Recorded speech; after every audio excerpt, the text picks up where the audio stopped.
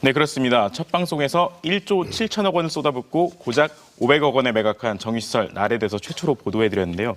이번에는 유전입니다. 김희성 씨는 유전하면 어떤 상상을 하게 되시나요? 뭐 북해 차가운 바다에 커다란 시추선이 떠 있고 거기서 뭐 엄청난 양의 기름을 퍼낸다든지 네. 아니면 뭐 광활한 대지 위에 수십 개의 그 시추공들이 뚫려 있고 거기서 막 연기가 불 솟아오르고 불이 타오르고 네. 기름이 터져 나오는 그런 그림?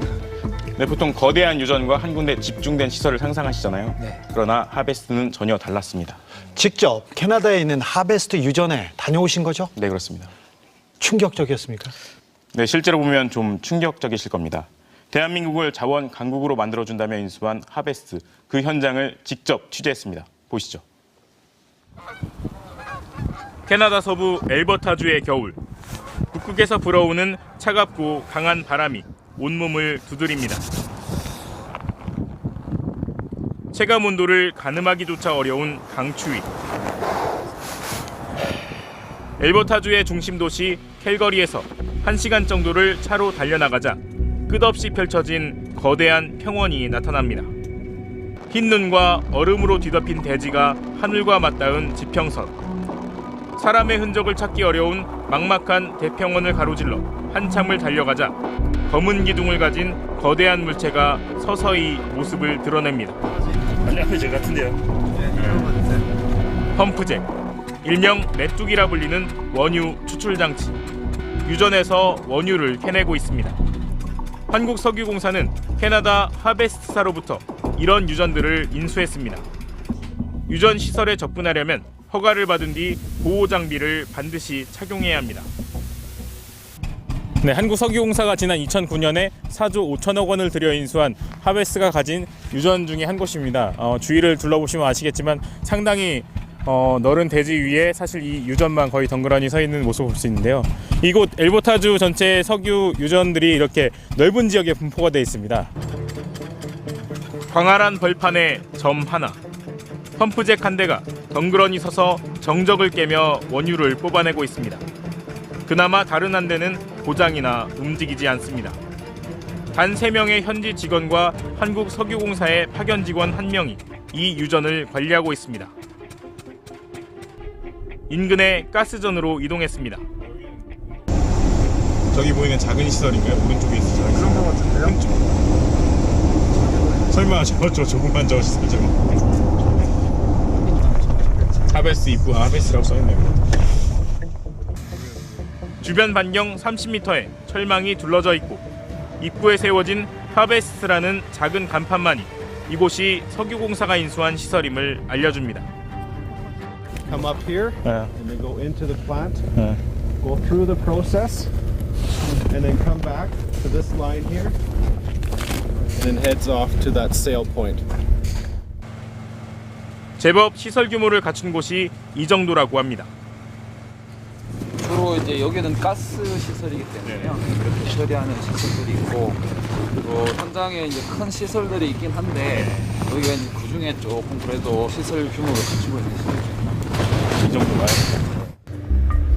석유공사가 인수한 하베스트사의 이런 유전들은 캐나다 엘버타주와 인접한 브리티시 콜롬비아 등 2개 주에 걸쳐 산재해 있습니다.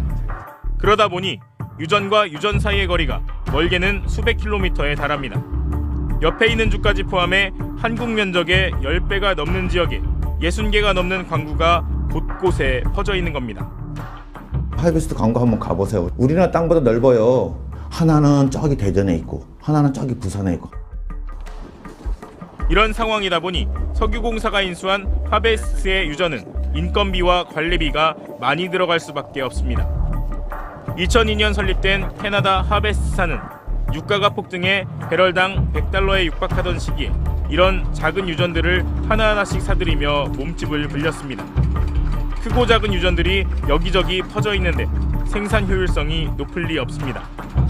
광구들이 그냥 한 군데 몰려 있지 않고 여기저기 이렇게 퍼져 있으니까 그거를 이렇게 그 오일을 생산하려면 돈이 훨씬 더 많이 들어가야 되는 거죠. 그러니까 잘 안 사는 거죠, 누구도. 그나마 유가가 높을 때는 좀 나았습니다. 그러나 2008년 국제금융위기와 함께 유가는 곤두박질 쳤고 효율성이 떨어지던 중소기업 하베스트는 존폐의 기로에선 엄청난 위기에 직면했습니다. 2009년 상반기에만 2천억 원의 손실을 볼 정도로 위기였지만 이때 한국의 석유공사가 백기사처럼 나타났고 상상 이상의 후한값을 쳐주며 이런 회사 하베스트를 인수했습니다. 석유공사가 하루 5만 배럴의 원유를 생산하겠다며 사들인 이 유전들의 생산량은 현재 절반 수준까지 떨어졌습니다. 지금까지 하베스트의 누적 적자는 4조 원대에 이릅니다. 이런 시설을 사들인 것도 의문이지만 결정적 의문은 또 있습니다. 이명박 대통령은 임기 내내 해외 자원 확보를 통한 에너지 안보를 강조해왔습니다. 해외 투자와 비축을 통해 우리 에너지 역량을 더욱 커질 것이며 급변하는 국제 석유 시장에 보다 능동적으로 대처할 수 있게 될 것이라 생각합니다. 그런데 문제는 이곳에서 생산된 석유를 국내로 반입하지도 못한다는 점입니다. 유사시 에너지 안보와는 사실상 아무런 관련이 없는 겁니다. 이 하베스트의 광고에서 생산된 원유는 실제로 단 한 방울도 국내로 반입되지 않았습니다. 캐나다 원유는 황과 염분이 많아 국내 비축용 원유로도 적합하지 않습니다. 게다가 캐나다 정부를 포함해 모든 나라들은 자국에서 생산된 자원의 해외 반출을 엄격하게 통제하고 있어서 원유 도입 자체가 쉽지 않은 일입니다. 실제로 석유공사가 인수한 세계 곳곳의 유전으로부터 국내에 들여온 물량은 전체 생산량의 0.3%에 불과합니다. 하베스트와 관련한 여러 의혹을 조사하기 위해 구성된 산자부 TF가 캐나다 하베스트 본사를 찾았습니다. 스트레이트 팀은 공식적인 인터뷰를 거부하고 있는 석유공사가 TF의 질문에는 어떤 대답을 하는지 확인하기 위해 현장에서 취재를 시도했습니다. 그런데 석유공사 소속 하베스트 경영진은 취재진을 보자마자 사무실 입구를 막아서며 취재를 저지했습니다. 뭐 하시는 거예요? 아니, 회의 시작하는 건 촬영할게요. 뭐 하시는 거예요? 아니, 보고 받는 거 회의 좀 나갈 거라니까. 아니, 뭐 하시는 거예요? 여기. 아니, 위원님한테 제가 물어볼 자격이 있잖아요. 아니, 이렇게 막으시면 안 되죠. 누구세요, 근데? 네. 어디서 나오셨어요? 네. 성함이 어떻게 되시죠? 아니, 성함이 어떻게 되시죠? 성함이 어떻게 되시죠? 네. 모든 광고가 다 저런 모습은 아니겠지만 하베스트의 실상을 웅변하는 듯한 그런 상징적인 화면이라고 생각이 되네요. 네, 그렇습니다. 네. 정말 할 말을 잊게 만듭니다. 저걸 사는데 들어간 비용이 얼마라고요? 네, 4조 5천억 원입니다. 그게 다 국민 세금 아닙니까? 그렇습니다. 제 돈입니다. 여러분의 돈입니다. 아니, 이해가 안 되네요. 석유공사는 왜 저런 회사를 사서 저기다 돈을 퍼붓고 있는 거죠? 이게 다 이명박 전 대통령의 자원외교 덕택입니다. 자원외교는 MB의 국정 기조이기도 했습니다. 명목상은 에너지 자금률을 높인다고 했는데 에너지 자금률은 아직도 그대로입니다. 돈을 있는 대로 갖다 퍼부었는데 회수율은 카지노에서 돈을 딸 확률보다 현저히 떨어집니다. 아, 도박만도 못하다는 거네요. 네, 자원 강국 좋습니다. 좋은데요. 저기서 나는 기름을 단 한 방울도 한국으로 가져올 수 없다는 얘기 아닙니까? 그렇죠. 네, 그렇습니다. 캐나다를 비롯한 모든 나라가 법에 따라 해외 자원 반출을 엄격하게 제한하고 있기 때문입니다. 황당한 일은 더 있습니다. 권희진 기자가 하베스트 인수 과정을 취재했는데요. MB 정부가 우리 정부가 아니라 캐나다 정부가 아닌가 이런 착각이 들 정도였습니다. 그렇습니다. 하베스트 인수 과정에서는 이해할 수 없는 일이 계속 일어났는데요. 처음에 석유공사가 제시한 금액은 4조 5천억 원이 아니라 절반 정도 되는 2조 6천억 원이었습니다. 저는 뭐 솔직히 2조 6천억 원도 납득이 가지 않습니다. 그런데 거기에 2조 원이 더해졌다고요? 네. 석유공사와 하베스트가 협상 테이블에 앉아있던 기간은 정확히 42일입니다. 42일 만에 가격이 2조 원 정도가 더 올라간 거죠. 그런데 이 과정이 정말 이상합니다. 도대체 협상 테이블에서는 어떤 일이 있었는지 취재했습니다. 취임 초기부터 이명박 전 대통령은 정부 역량을 총동원한 공격적인 해외 자원 개발을 독려하고 나섰습니다. 우리 대한민국도 앞으로 저 자신을 포함해서 총리, 주무장관, 또 관계 장관들이 보다 효과적으로 자원 확보를 위한 노력을 해야 합니다. 그러던 2009년 9월 9일 한국석유공사는 캐나다 석유기업 하베스트의 유전을 사기 위한 가격 협상에 돌입합니다. 당시 하베스트는 부채만 2조 5천억 원, 매물 가운데 가장 매력이 없다는 게 시장에서의 평가였습니다. 석유공사는 최초 2조 6천억 원을 제시했습니다. 하베스트는 바로 다음 날 이를 거절합니다. 11일 뒤 석유공사는 다시 2천억 원을 올려 2조 8천억 원을 제시하지만 역시 거절당했습니다. 이틀 뒤엔 값을 올려 다시 3조 1천억 원을 제시했고 이후 유가가 오르면 추가 대금을 주겠다며 옵션까지 내건 제안을 했습니다. 그런데 적자가 쌓여가고 있던 상황에서도 하베스트는 오히려 아쉬울 게 없다는 듯 꿈쩍도 하지 않았습니다. 오히려 안달이 난 것은 석유공사처럼 보였습니다. 그러다가 돌연 하베스트는 터무니없는 제안을 해옵니다. 캐나다 동부 끝에 있는 70년대에 지어진 낡은 골칫덩어리 정유시설까지 사가지 않으면 석유공사가 원하는 유전을 팔지 않겠다는 것이었습니다. 다시 말해 하베스트라는 회사 전체를 사라는 요구였습니다. 유전을 사려는 석유공사에게 아예 부실투성이 회사를 통째로 인수하라는 황당무계한 역제안을 해온 것입니다. 그런데 놀랍게도 석유공사는 이런 터무니없는 제안을 받아들였습니다. 4조 원까지 줄 수 있다고 후한 인수 금액까지 제시했습니다.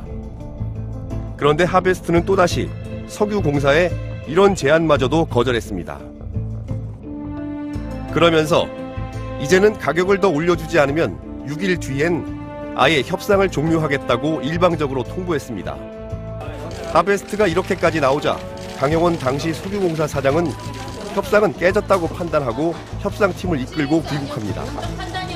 협상이 깨졌다는 사실은 곧바로 지식경제부 최경환 장관 등에게도 보고됐습니다. 그때 당시에 일부 직원을 제외하고는 다 들어왔어요. 그때 이제 저도 포함해서 다 들어왔어. 그냥 들어왔을 때 이거 안 되나 보다. 그때 언뜻 듣기로도 이번도 안 되겠다. 뭐 이런 분위기였다는 거죠. 그러면서 한국에 들어와 있는데 갑자기 급하게 이제 상황이 변한 거죠. 아까 말. 강 사장 일행은 10월 18일 일요일 인천공항에 도착해 휴대폰을 켜자마자 전화를 받습니다. 석유공사 사장 부사장은 귀국하면 장관실로 오도록 하라. 강영원 사장은 공항에서 즉각 과천으로 달려가 최경환 지식경제부 장관을 면담합니다. 캐나다에서 와서 이것을 주무부처인 산업부, 특히 장관 만나셨나요? 네, 만났죠. 네, 그러니까 장관께서는 보고를 했더니 아까 말씀을 이렇게 하셨어요. 잘 검토해서 추진하라. 그런 뜻으로 제가 받아들였습니다. 최경환 장관은 왜 강영원 사장을 당장 보자고 했던 것일까? 면담 뒤 반전이 시작됩니다. 최 장관과의 면담 직후 강 전 사장은 김성훈 부사장 등에게 곧바로 다시 캐나다로 돌아가 협상을 마무리하라고 지시를 내린 것입니다. 인수팀은 한 통의 전화를 받았습니다. 정부하고 회사 전체를 한번 인수 추진하기로 방침이 결정됐으니까 평가라든지 이것을 준비하라. 김성훈 부사장이 와서 협상을 할 것이다. 같은 시각 국내의 움직임은 더 급박했습니다. 다음 날인 19일 이명박 정부의 핵심 실세 박영준 국무총리실 차장이 석유 쪽 해외 자원 인수 실적이 부족하다며 강영원 사장을 압박합니다. 그리고 다음 날인 10월 20일 하베스트 인수 주관사인 메릴린치에서 보고서가 나옵니다. 73년에 만들어져 고물이라고도 불리던 정유시설을 북미 지역 최신 정제소 중 하나라며 가치를 1조 원이라고 평가해줬습니다. 이런 엄청난 결론을 내리는데 걸린 시간은 단 3일. 메릴린치 보고서가 나온 다음 날인 10월 21일 캘거리에 도착한 김성훈 부사장은 결국 4조 원에다 5천억 원을 더 올려주기로 하고 협상을 마무리했습니다. 최종 인수 가격 4조 5천억 원. 협상 42일 만에 2조 6천억 원에서 시작된 인수 가격은 4조 5천억 원으로 약 2조 원이 뛰었습니다. 당초 유전만 사겠다는 목적과는 달리 문제의 적자투성이 정유시설까지 떠안는 방식, 즉 하베스트라는 부실한 회사 전체를 통째로 인수하는 것으로 협상은 끝났습니다. 결제를 할 당시 강영원 석유공사 사장은 이명박 대통령, 최경환 장관과 함께 동남아를 순방하고 있었습니다. 한국을 떠나 있던 강 사장은 전자결제를 통해 4조 5천억 원짜리 계약을 서둘러 매듭지었습니다. 천문학적 규모의 이런 의혹투성이 계약을 결정한 사람은 이명박 대통령, 최경환 장관, 강영원 사장, 이 가운데 한 사람입니다. 2009년에 그 지시경쟁 장관일 때 캐나다 하베스트 건 지시하셨습니까? 그때 이명박 대통령하고 같이 계셨었잖아요. 석유공사 사장하고. 인정하십니까? 이명박 대통령이 지시하신 건가요? 어디 갔습니까? 국고 수조원 손실인데 그거 책임지실 생각 있습니까?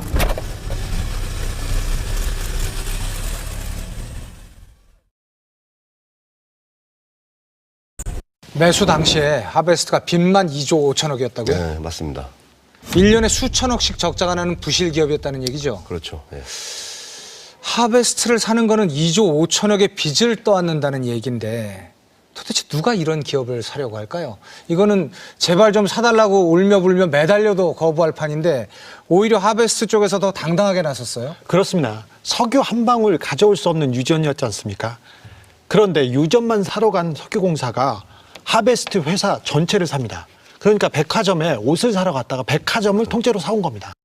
그런데 아까 그 취재 영상을 보면은 중간에 이 매수를 포기하고 돌아오기도 했지 않습니까? 그것 때문에 이제 석유공사를 관리 감독하는 기관 지식경제부죠. 난리가 났던 겁니다. 당시에 이명박 정부의 지식경제부 장관은 최경환 의원이었는데요. 그 철수 선언한 석유공사 경영진이 인천공항에 도착한 게 일요일. 그런데 최경환 장관이 이 사람들 집에도 못 가게 하고 불러들인 거죠. 그리고 3일 만에 석유공사가 하베스트를 인수하게 된 겁니다. 그러니까 하베스트 인수 결정은 단 3일 만에 이루어졌다. 이렇게 봐도 무리가 없을 겁니다. 네. 그러니까 하베스트 인수에 있어서 가장 결정적인 역할을 했던 윗선은 바로 최경환 장관이다? 설마요. 그럴 리가 없습니다. 합리적으로 추론을 해보면요. 장관이 일요일에 와서 긴급 보고를 받을 일이면은 본인도 누군가에게 지시를 받았거나 아니면 윗선에다가 보고를 해야 될 급박한 상황이 생긴 거 아닌가 이렇게 생각할 수가 있는 거죠. 그 윗선 어디죠? 일단 뭐 장관이 보고해야 될 윗선은 대통령이 있었고요. 네. 그다음에 자원외교를 총괄했던 형님 이상득 전 의원이 있었습니다. 최경환 당시 장관이 석유공사 경영진을 불러들이고 그 다음 날 MB 정권의 실세 중에 실세죠. 박영준 국무총리실 차장 당시에 이명박 정부의 자원외교를 총괄하고 있었죠. 이분이 석유공사 경영진을 불러서 압박을 합니다. 그리고 이틀 뒤에 김성원 석유공사 부사장은 하베스트 인수 계약서에 사인을 하게 되고요. 바로 그 시각에 강영원 석유공사 사장은 이명박 대통령의 동남아 순방에 최경환 장관과 함께하고 있는 겁니다. 네. 강영원, 최경환, 이명박. 하베스트에서 가장 중요한 인물 3명이 한자리에 모여 있었던 거군요. 참고로 강영원 석유공사 사장은 이명박 전 대통령이 다니는 소망교회 장로입니다. 장로 동기였어요. 두 분이 주일에 주차 봉사를 같이 하셨어요. 제가 6개월 동안 소망교회를 다니면서 파악한 사실이었습니다. 남의 교회를 왜 6개월씩 다니셨어요? 그분이 워낙 유력한 대선 후보여서 제가 열심히 다녔습니다. 참 기자라는 직업이 쉬운 일이 아니네요. 네. 그런데 이명박 대통령 불도저 스타일로 유명하잖아요. 원하는 게 있으면 밀어붙인다. 뭐 청계천부터도 그랬었고. 그런데 하베스트에서도 그런 스타일이 잘 드러나긴 했는데 이건 좀 무리수가 아닌가 하는 생각도 듭니다. 이 퇴임 후에 이게 문제가 되리라는 생각을 못했을까요? 불도저로 유명한 이명박 전 대통령이 꼼꼼하기로도 둘째가라면 서러운 분 아닙니까? 네. 그런데 하베스트 인수와 관련해서 고은상 기자가 중요한 단서를 포착했습니다. 네, 그렇습니다. 보통 사람들이 물건을 살 때 싸게 사고 싶어 하잖아요. 네. 그런데 석유공사는 유전을 비싸게 살 수 있는 근거와 기준을 만듭니다. 에? 우연의 일치일까요? 그게 이명박 대통령 취임 직전에 일어난 일입니다. 이 기준에 따르면 별 볼 일 없는 유전도 명품 유전으로 둔갑시킬 수 있습니다. 어떤 일이 일어났는지 한번 보시죠. 해외 자원 개발을 결정할 때의 핵심적인 판단 기준은 자원이 얼마나 묻혀 있는지를 보여주는 매장량. 매장량이 얼마인지가 나와야 유전 등의 가격을 결정하고 살지 말지에 대한 기본적인 판단을 할 수 있기 때문입니다. 그런데 이명박 전 대통령의 당선 한 달 전인 2007년 11월 석유공사는 원유 매장량을 평가하는 기준을 아주 느슨하게 바꾸기 시작했습니다. 이전에는 국제적인 매장량 평가 기준을 준용했습니다. 원유 매장량은 생산이 확실한 확정 매장량, 그리고 추정 매장량, 마지막으로는 개발 여부가 불투명한 예상 매장량, 이렇게 세 가지 항목으로 분류됩니다.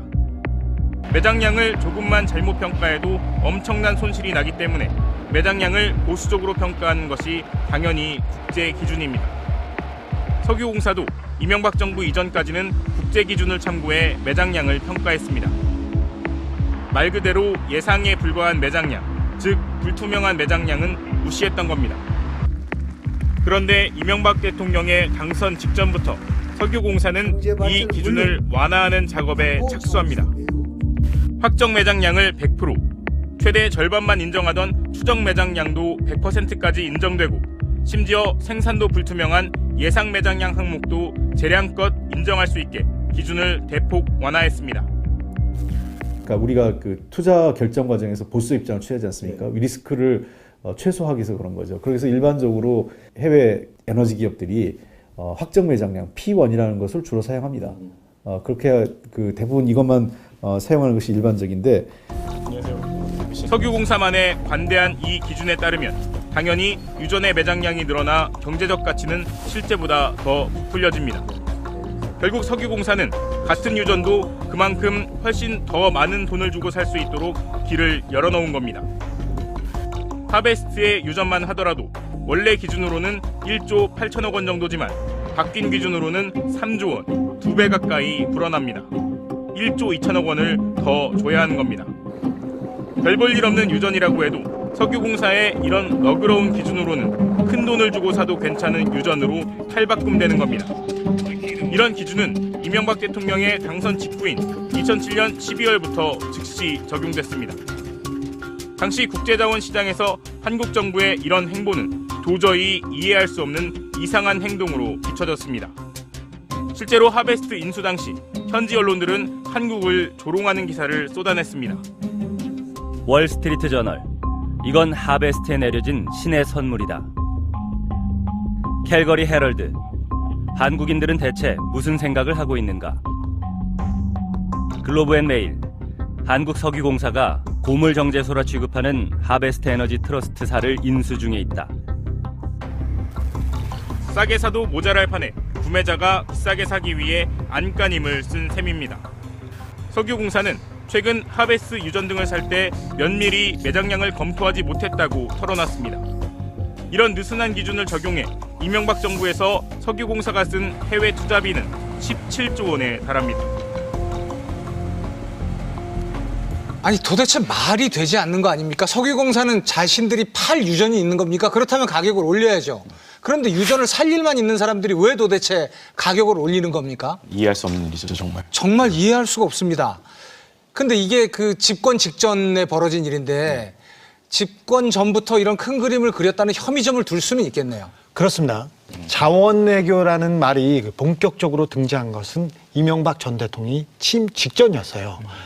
당선인 시절에 처음으로 대외적으로 행보를 했는데 그것도 자원외교, 이라크 크루드족 유전을 인수하는 일이었습니다. 기억하십니까? 네, 최규선 씨? 네. 네. 당시였는데 자원 강국으로 발돋움한다고 이렇게 홍보는 장밋빛으로 했는데 실상은 처참했습니다. 네, 실상 처참한데 하베스 인수를 추진한 프로젝트 이름은 굉장히 화려합니다. 아, 그게 뭐죠? 네, 프로젝트 에르메스였습니다. 프로젝트 에르메스. 에르메스라고 하면 그리스 신화에 나오는 신 이름을 딴 거 아닐까요? 그게 아니고요. 정말 명품 브랜드 에르메스 말입니다. 네, 다른 프로젝트 이름을 들으면 명품이란 걸 확신할 수 있습니다. 영국의 민간 석유회사 다나사를 인수할 때는 프로젝트 디올 앤 샤넬이었고요. 스위스의 아닥스사를 인수 추진할 때는 프로젝트 프라다였습니다. 정말 국가의 어떤 그 근간이 되는 프로젝트들의 이름, 장명 센스가 참 천박합니다. 해외에 명품 광산을 산다면서 죄다 짝퉁을 샀어요. 국민들한테 짝퉁을 사기고 계속 속여왔던 거죠. 뭐 프로젝트 구라다 뭐 이런 거네요, 말하자면. 도대체 이 석유공사 정체가 뭡니까? 정부가 지분을 100% 가진 공기업이죠. 사실상 국민의 세금으로 사업을 하는 곳이라고 보면 됩니다. 사실 이런 곳에서는 국민의 눈치를 봐야 됩니다. 감사도 받고. 그런데 국민은 중요하지 않습니다. 정권의 입맛에 맞춰서 그 투자를 합니다. 정권도 아니고요. 정권 실세 몇몇에 집중돼 있습니다. 자, 그래서 석유공사가 이렇게 무례한 사업을 벌일 수밖에 없었던 이유가 무엇인지를 함께 보시겠습니다. 취임 초 이명박 대통령은 석유공사를 5배로 키우라며 해외 자원을 인수하라고 압박했습니다. 문제는 이전까지 한국석유공사는 회사를 통째로 사는 인수합병, M&A를 해본 적이 없었다는 점입니다. 그전에는 사실 석유공사가 이제 대형 M&A를 진행해 본 경험이 사실 없었죠. 없었죠. 완전히 기업 하나를 그냥 통으로 저희가 인수합병 한 거는 그게 첫 사례였죠. 하베스트와의 협상 초기인 2009년, 당초 석유공사는 유전을 사기 위한 협상만을 하고 있었습니다. 그런데 하베스트는 갑자기 매일 1억 원 가까이 적자를 보고 있던 자회사인 정유시설까지 사라고 했습니다. 아예 하베스트의 주식 100%를 인수해 회사를 통째로 사가라는 요구였습니다. 게다가 그런 결정을 6일 안에 하라고 시간까지 못 박으며 압박했습니다. 전례도 없을 뿐 아니라 사실상 억지를 쓰는 것이나 마찬가지였습니다. 어느 날 하루 갑자기 50일 동안 진행된 계약이 이런 방식으로 변경되는 건 사실상 없는. 이런 크로스보더 딜에 3개월이라는 시간 동안 급속하게 하는 경우는 제가 한 20년 이상 이 업을 하면서 한 번도 본 적이 없어요. 유전을 사려는 석유공사에게 며칠 내로 회사 전체를 사가라는 하베스트의 요구는 그 자체로 실현 불가능한 것입니다. 하베스트가 사가라는 1조 1,000억 원짜리 정유시설이 어떤 건지 묻거나 따지지 말고 즉시 사라는 것이기 때문입니다. 왜냐면 일주일 동안 이거를 주식 양수로 바꿔라? 그거는 너무 추격 매수를 한 거죠. 그렇게 할 필요가 없는데. 그러면 이 주식 인수 방식은 100% 하베스트한테만 유리한 방식이었다고 볼 수 있나요? 하베스트의 주주들한테 유리한 방식이죠. 게다가 이렇게 되면 인수 방식도 문제가 됩니다. 유전이라는 자산을 사는 것과 하베스트라는 회사를 사는 것은 전혀 다른 일이기 때문입니다. 유전을 인수하는 것은 기술 인력이 유전의 경제성을 평가해 계약하는 방식. 그런데 회사의 지분, 즉 주식 100%를 인수하라는 것은 하베스트라는 회사의 빚은 얼마인지 등을 회계적으로 정확히 따져야 하는 일입니다. 자산을 볼 때는 보통 매장량, 그 다음에 뭐 추정 가능 그 매장량, 이런 굉장히 테크니컬한 엔지니어링 사이드에서 봐야 되는 것들이 많잖아요. 회사를 사러 들어가면 이 회사의 대차대조표 손익계산서를 과거 거부터 뜯어봐야 되고, 현재 뭐 캐시플로우도 봐야 되고. 그런데도 우리 석유공사는 하베스트 회사 전체를 인수하라는 요구를 순순히 받아들여 적자투성이 정유시설까지 인수해버렸습니다. 이 과정에서 1조 1,000억 원짜리 정유시설에 대한 경제성 평가에 걸린 시간은 단 사흘. 정유시설에 직접 가서 평가하는 현장 실사조차 아예 생략됐습니다. 1조 1,000억 원짜리 시설을 제대로 보지도 않고 산 것입니다. 제가 옛날 정유공장에 관련해서 오퍼레이션 관련해 갖고 이제 분석하고 실사하는데 시간이 많이 걸려요, 생각보다. 70년대에 만든 정유공장으로 알고 있는데 여러 가지 환경 문제 등등 해가지고 또 이 문제가 발생할 여지가 있기 때문에 그걸 검토하는 시간이 상당히 오래 걸리거든요. 뭐 한 3개월에서 6개월은 걸리죠. 2009년 당시 하베스트는 빚만 2조 5천억 원에 상반기에만 2천억 원이 넘는 순손실을 낸 부실기업. 그런데도 석유공사는 하베스트에 이런 막대한 빚까지 모두 떠안는 결단을 며칠 사이에 내린 것입니다. 심지어 석유공사는 정유공장을 운영해본 경험조차 없었습니다. 업계 전문가들 사이에서도 대체 어떻게 이런 결정이 며칠 사이에 이루어졌는지 의혹은 무성했습니다. 그 일주일이 그냥 뭐 블랙박스였다는 얘기를 하더라고요. 안 하는 걸로 했고, 그 저쪽에서 이제 그 정유공장까지 인수해 달라고 그래갖고 안 하는 걸 했고 그랬는데, 일주일 후에 뭐 또 하는 걸로 바뀌는 의사결정 과정은 아무도 모른다고 하더라고요. 시장에 그렇게 알려져 있습니다. 아무도 모른다. 네. 블랙박스다. 그런데도 결국 석유공사는 주식시장에 상장돼 있던 하베스트의 주식 100%를 모두 사들입니다. 그리고 곧바로 상장을 폐지시켰습니다. 상장 기업의 경우 경영 실적과 사업 내역을 투명하게 보고할 의무가 있지만 상장 폐지로 이런 의무가 사실상 사라지는 것입니다. 회사 경영에 대한 감시가 허술해질 수밖에 없습니다. 굳이 상장에서 상장 기업을 비상장 기업으로 바꿔놨을까? 응? 도대체 뭘 숨기고 싶었는지 좀 모르겠지만 비상장이니까 무슨 짓을 해도 다 알 수가 없는 거고.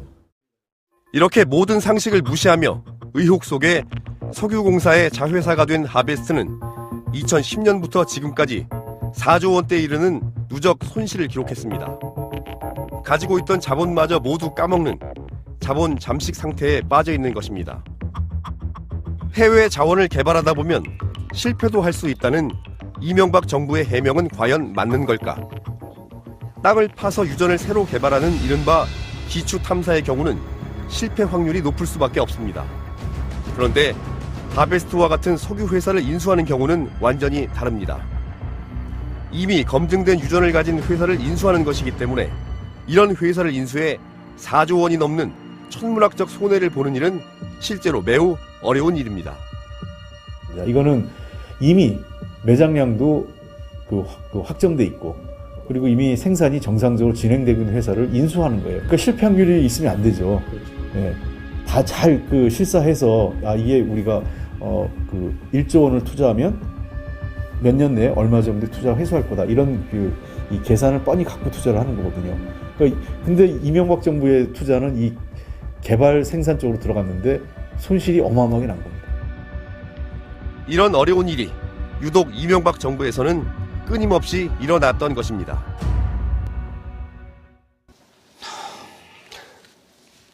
정말 화가 나네요. 4조 원의 누적 적자. 충격적입니다. 그 어느 곳보다도 투명하게 운영되어야 할 공기업, 석유공사가 이런 결정, 아무도 알 수 없어서 블랙박스라고 불리우는 이런 결정을 내렸다는 것 정말 믿겨지지가 않습니다. 아무도 모르지만 한 사람은 알고 있습니다. 더 큰 문제는요. 주식을 인수한 다음에 상장 폐지를 시켰다는 거 아니에요? 맞습니다. 상장 회사의 경우에는 주주나 일반인들을 상대로 경영 실적과 사업 내역을 투명하게 공개해야 되지 않습니까? 그런데 하베스트는 상장을 폐지했기 때문에 이와 관련된 의무가 없어진 겁니다. 회사 안에서 무슨 일이 있었는지 정확하게 알기가 어려운 거죠. 만약에 비리가 있다면 감추기는 훨씬 쉬워지는 겁니다. 상장 회사를 사서 상장 폐지시킵니다. 아니면 쓸모없는 회사를 사서 막대한 돈을 퍼붓습니다. 그리고는 헐값에 팝니다. 이거 많이 본 내용 아닙니까?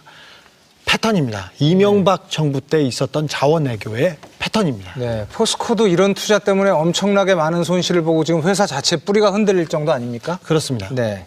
그런데 가장 중요한 문제가 지금 남아 있습니다. 저런 부실 기업을 사는데 4조 5천억을 썼어요. 자, 돈을 까먹었어요. 그럼 누가 돈을 번 겁니까, 도대체? 네, 저도 그게 가장 궁금했습니다. 그게 가장 중요한 문제고요. 네, 그래서 저희가 스트레이트 첫 방송에서 저 정유시설 날에서 맥쿼리가 돈을 벌어갔다는 걸 처음으로 보도했습니다. 네. 그렇습니다. 네, 앞으로 보실 내용은 지금껏 어느 매체에도 나오지 않은 매우 은밀한 내용입니다. 하베스트 자원외교를 2달 넘게 취재하면서 알게 된 은밀한 이야기 보여드리겠습니다.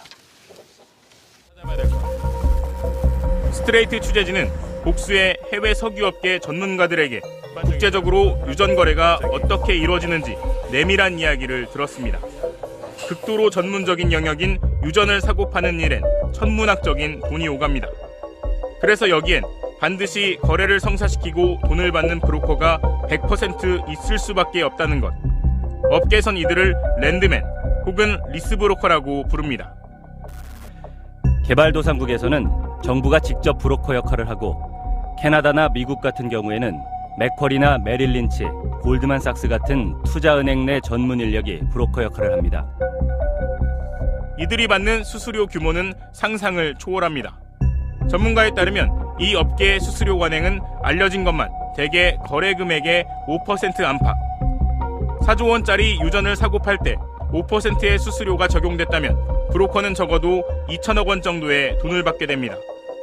거래 금액이 커지면 당연히 수수료도 커집니다. 하베스트 인수를 전후해 뉴욕의 월가에서는 금융정보지, 이른바 찌라시가 돌았습니다. 하베스트를 파는 쪽, 그러니까 하베스트 쪽 자문사에 프리기프트, 그러니까 공짜 선물이 많았고 이 거래는 비정상적인 거래였다는 내용이었습니다. 여기서 말한 프리기프트는 자문사에게 들어가는 일종의 리베이트 비용 등을 뜻합니다. 이 같은 소문은 금융가에서 당시 공공연한 비밀이었습니다. 이런 해외 유전 인수 과정에서 실세 정치인들이 실제보다 과다한 금액으로 계약을 하라며 압력을 가하는 일이 있었다고 석유공사 관계자는 증언했습니다. 경영진을 통해 정치인들의 외압이 들어옵니다. 지시를 듣지 않는 직원들은 바로 이상한 부서로 보내버립니다. 다시 말해 거래 금액이 실제보다 부풀려지고 액수가 커질수록 누군가는 엄청난 이익을 챙길 수 있는 구조라는 겁니다. 당시 석유공사에 각종 해외 사업 계약 자문을 맡겠다며 메릴 린치가 제출한 제안서. 담당자 명단 가운데 눈에 띄는 이름이 있습니다. 피터 김, 한국 이름 김영찬. 이명박 대통령의 금고지기, 당시 핵심 실세 김백준 전 청와대 총무기획관의 아들입니다. 메릴 린치는 김영찬 상무를 담당자에 포함시켰고 이후 메릴 린치는 의혹투성이인 하베스트 인수계약 등을 담당하게 됩니다. MB정부 김백준 전 청와대 비서관의 관여가 있다는 의혹이 있습니다. 인정하십니까? 아니요, 그렇게 생각하지 않습니다. 하베스트 자문에서 무슨 역할을 하셨습니까? 자문에서 역할을 한 것은 없고요. 네. 저희가 저희 업계 일반적인 관리 관여 안. 이명박 정부 당시 한국석유공사와 광물자원공사 등 공기업 3사가 자원거래를 위해 투자한 돈은 32조 원. 전문가들은 해외로 빠져나간 막대한 돈이 이 브로커들에게 들어갔을 거라고 지적했습니다. 하지만 돈은 이들에게 대부분 몰래 현금으로 지급되기 때문에 장부상에는 흔적이 남지 않는다고 털어놨습니다. 브로커 수수료가 얼마라고요? 네, 거래 금액의 5%입니다. 하베스트의 경우는 정확히 알 수 없지만 통상적인 브로커 수수료를 적용하면 4조 원의 5%, 약 2천억 원입니다. 와, 2천억 원. 이 2천억 원을 거머쥔 행운의 주인공, 그 브로커는 누굽니까 도대체? 네, 그런데 안타깝게도 이와 관련된 수사는 하나도 된 게 없습니다. 브로커, 다른 말로 랜드맨 혹은 리스 브로커라고 불리는 바로 이 존재가 하베스트 인수의 모든 의혹을 풀 수 있는 열쇠가 될 수도 있겠네요.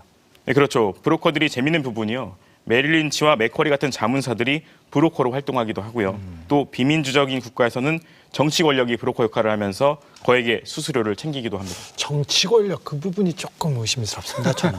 네, 특히 남미나 아프리카 이런 쪽에 이제 정치 권력들이 많이 챙기고 있는 거죠.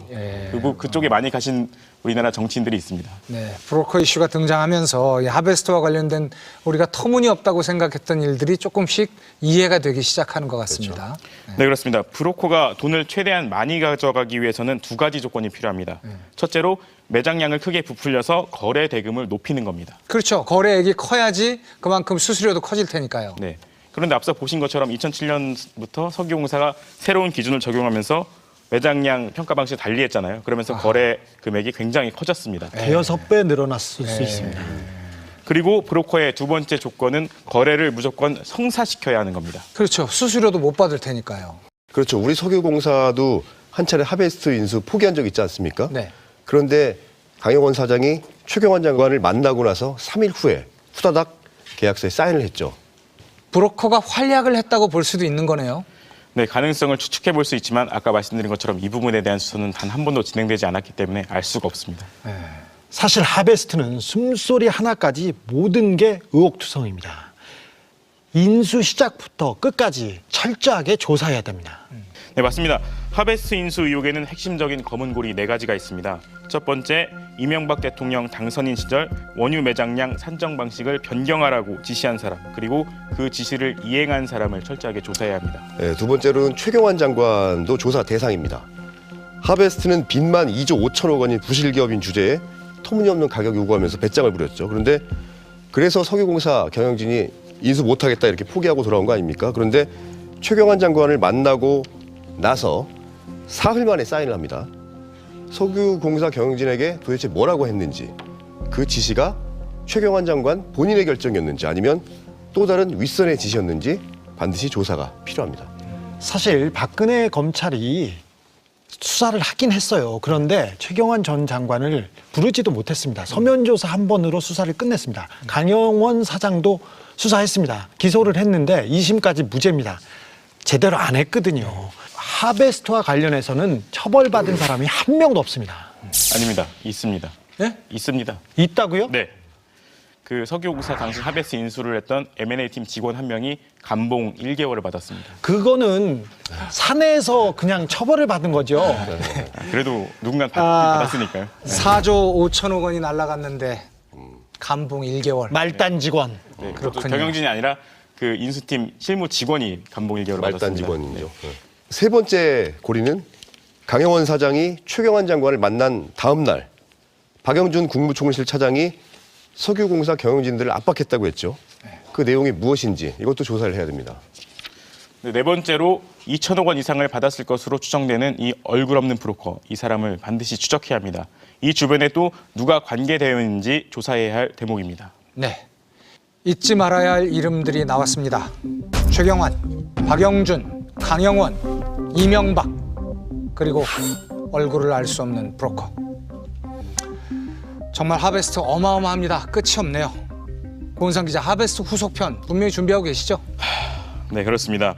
하베스트를 인수하면서도 터무니없이 돈이 많이 들어가지 않았습니까? 네. 그런데 인수 후에도 지금 천문학적인 돈이 들어가고 있습니다. 저희는 이후에 이 돈들이 어떻게 쓰이고 있는지 보여드릴 계획입니다. 하베스트를 산 돈은 이명박 정부에서 자원외교라는 명목으로 퍼부은 돈은 다 국민의 세금입니다. 내 돈입니다. 저희 스트레이트는 끝까지 이 부분을 취재하겠습니다. 네, 권희진, 고은상 기자, 이 부분 끝까지 취재 부탁드리고요. 기대하겠습니다. 이런 편지를 읽었습니다. 오래 기다렸습니다. 이제 만나면 반가운 친구로 오래오래 함께하길 바랍니다. 스트레이트 팀 국민이 함께합니다. 저희 스트레이트 시청자 게시판에 올라온 글인데요. 주 기자, 이 글 읽고 어떻게 느꼈습니까? 국민들이 언론에 바라는 바가 무엇인지 생각했습니다. 진실과 정의에 대한 보도를 얼마나 갈망하는지도 느꼈습니다. 이제 한 분만이 포토라인에 섰습니다. 갈 길이 멉니다. 최선을 다하겠습니다. 네, 저야 뭐 직접 취재를 하는 사람도 아니고 우리 스트레이트 7명의 기자 그리고 주진우 기자 믿고 이분들이 취재해온 사실들 열심히 여러분들께 전달하는 역할을 맡도록 하겠습니다. 시청자들의 응원이 어떤 의미인지 저희는 잘 알고 있습니다. 이제 칼날 위에 서 있구나, 이런 두려움도 느낍니다.